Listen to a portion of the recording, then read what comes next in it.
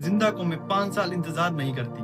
अगर सड़कें खामोश हो गई तो संसद आवारा हो जाएंगी। ऐसा कहना था डॉक्टर राम मनोहर लोहिया का। लोहिया के नारे जितने लोहिया के दौर में लोकप्रिय थे, उतना वो आज भी है। लोहिया जिस तरह उस दौर में गैर कांग्रेसवाद को लेकर आगे बढ़ रहे थे, अगर वो इस दौर में होते तो गैर बीजेपी के नारों के साथ वो आगे बढ़ रहे होते। जब लोहिया 1963 के उपचुनाव में जीतकर लोकसभा पहुंचे तो उनके पास संख्या बल नहीं थी। उनका साथ देने के लिए पार्टी के जमा कुल 2 सांसद थे, लेकिन उनके पास जो राजनीतिक सूचिता और नैतिकता बल थी, उसी से मजबूती के साथ विपक्ष की भूमिका में जनता के सच्चे प्रतिनिधि बनकर खड़े हुए। लोहिया ने संसद के प्रवेश के चौथे दिन ही नेहरू को यह बात सुना दी, प्रधानमंत्री नौकर है और सदन उसकी मालिक, इसलिए नौकर को उचित ढंग से संसद में पेश आना चाहिए। इससे पहले संसद में हिम्मत किसी ने नहीं दिखाया था। संसद में लोहिया ने 3 आने बनाम 15 आने की बहस के माध्यम से पंडित जवाहरलाल नेहरू जैसे शक्तिशाली और विद्वान प्रधानमंत्री को भी चुप कर दिया था। पंडित नेहरू के पास कोई जवाब नहीं था देने के लिए।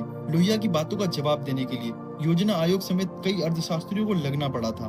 लोहिया अपने दावे को वापस लेने के लिए बिल्कुल भी तैयार नहीं थे कि किस तरह देश का आम आदमी 3 आने रोज पर गुजारा करता है, जबकि प्रधानमंत्री के कुत्ते पर 3 आने रोज खर्च होते हैं और प्रधानमंत्री पर रोजाना 25,000 रुपए खर्च होते हैं। सरकार दावा कर रही थी कि आम आदमी का खर्च 3 आना नहीं 15 आने हैं। डॉक्टर राम मनोहर लोहिया का कहना था, अगर सरकार मेरे आंकड़ों को गलत साबित कर दे तो मैं सदन छोड़कर चला जाऊंगा। इस दौरान नेहरू और उनके बीच में काफी नोकझोंक हुई। लोहिया ने संसद में एक सदस्य होने के नाते सबको सिखाया कि वास्तव में विपक्ष होता क्या है। उन्होंने देश विदेश के हर मुद्दे पर संसद में अपनी बात रखी।